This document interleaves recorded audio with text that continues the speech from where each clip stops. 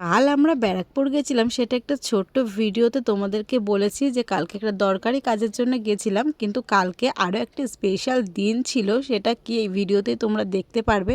বেশ কিছুদিন ধরে আমাদের কিছু প্রবলেম হচ্ছিল কাগজপত্রে, তো সেই কারণে আমাদের ব্যারাকপুর কোর্টে যেতে হয়েছে। তো আমরা তিনজন সকাল সকাল বেরিয়ে গেছিলাম। আর দেখো, ব্যারাকপুর মানে কিন্তু দাদা বৌদির বিরিয়ানি, এখানে গেলে কিন্তু ওটাই মনে পড়ে। তো এখন আমি ওদেরকে এটাই বলছিলাম, সামনে দাদা বৌদি রয়েছে, কি রে দাদা বৌদি তো বিরিয়ানি খাবি নাকি? যে কাজটা করতে যদি কাজ সম্পূর্ণ হয় তাহলে আনন্দ করে খাবো, যদি না হয় খাবো না।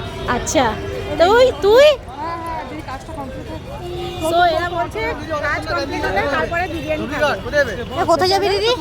শুনে দেখ। আমাদের এরকম কথা হয়েছিল যদি আমাদের কাজ কমপ্লিট হয়ে যায় তাহলে আমরা বিরিয়ানি খাবো, আর না হলে আমরা খাবো না। কিন্তু আমাদের কাজ কমপ্লিট হয়েছে, কিন্তু আমরা কেউ বিরিয়ানি খাইনি। আর খুব তাড়াতাড়ি কাজটা আমাদের হয়ে গেছিলো, ওই প্রায় 1টার মধ্যে আমাদের কাজ কমপ্লিট হয়ে গেছে। এরপর আমরা স্টেশনে নেমে অনেক কিছুই কেনাকাটা করলাম। প্রথমে চলে আসলাম কেকের দোকানে, এখানে একটা কেক কিনেছি। আর এই কেকের দোকানে এসে আমরা তিনজন মিলে যা কীর্তি করেছি, যা হাসাহাসি করেছি, তোমরা একটু শোনো।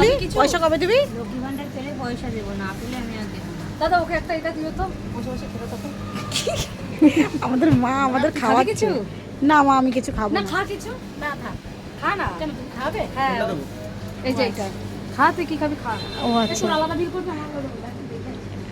শুনতেই পেলে ও আমাদের কত সুন্দরভাবে বলছে তোরা কে কি খাবি খেয়ে নে, পয়সা চিন্তা করিস না, আমি দেবো। মানে আমাদের ট্রিট দিচ্ছে। ভাই, এরকম অফার কজনে দেয়? এরকম অফার তো খুব কম জনের কাছ থেকেই পাওয়া যায়। আমরাও ভাবলাম ঠিক আছে, তুই যখন খাওয়াচ্ছিস তাহলে আমরা খেয়ে নিই, এই অফারটা ছাড়া যাবে না।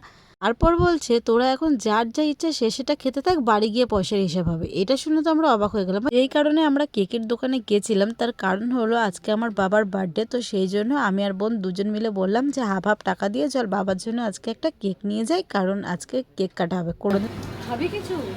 না আমি কিছু খাবো না সিস, তুমি আমাকে বলেছো এটাই অনেক। ওই প্যাটিসটা ওই তিনটে এক জায়গায় অ্যাড করবে, ঠিক আছে?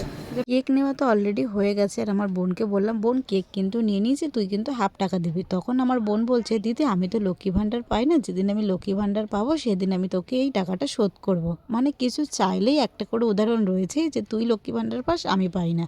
তারপর তো গরম গরম প্যাটিসটা বসে রিল্যাক্সে খাচ্ছে, কিন্তু ও একা খাইনি, আমরা সবাই মিলে খেয়েছিলাম। আর বিশ্বাস করো প্যাটিসটা খুবই গরম ছিল, আর এত গরম ছিল যে খাওয়া যাচ্ছিল না। আমার বোন বলছে তোরাই তো সবাই মিলে প্যাটিসটা খেয়ে নিলি, আমাকে দিলি কেন? আর আমি আর কয়টুকুনি খেলাম, সব তো তোরাই খেলি। তো আমাদের একদম শপিং করা কমপ্লিট হয়ে গেছে, অনেক শপিং করে নিচ্ছি স্টেশনে নেমে। আর আসার সময় একটা বড় মার জন্য মালা নিয়ে নিয়েছিলাম, সেটা বোন এসে বাড়িতে পরিয়ে দিয়েছে। আর এই দেখো বার্থডে স্পেশাল গিফট হলো, আমার ঠাম্মা এবছর বার্থডেতে আমার বাবাকে দিল একটা কাঁসার থালা, বাটি আর গ্লাস।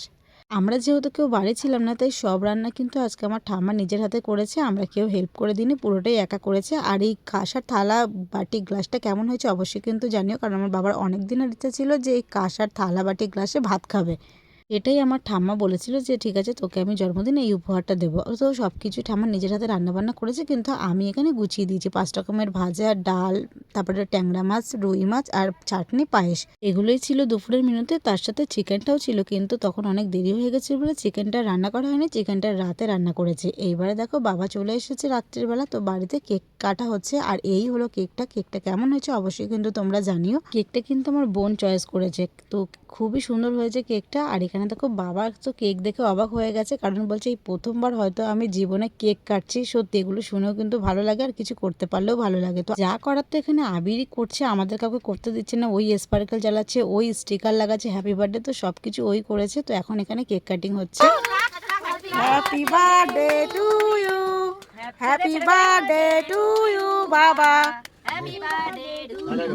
কেক কাটার পর আমি কিন্তু বাবাকে কেক খাইয়ে দিলাম, তারপর বাবা আবার মাকে দিল, মা আবার বাবাকে খাইয়ে দিল। এই জায়গাটা একটা খুব সুন্দর সিন হয়েছে। আবির হঠাৎ করে আমার মাকে বলছে, কাকি তুমি কাকুকে কেন খাইয়ে দেবে না, তুমি কাকুকে খাইয়ে দাও। তারপরে কিন্তু আমার মা, ওই দেখো আমার বাবা যে হাতে কেকটা নিয়ে নিয়েছে, আবির আবার বলছে না কাকি তুমি হাতে নাও। এই যে যেই আমার বাবাকে কেকটা খাইয়ে দিয়েছে, অমনি দেখো আবিরের মুখে কতটা হাসি। কিন্তু এই জিনিসগুলো ভালো নোটিস করছিল, কিন্তু ভীষণ খুশি হয়েছে। সব মিলিয়ে আজকের দিনটা ভালো কাটলো।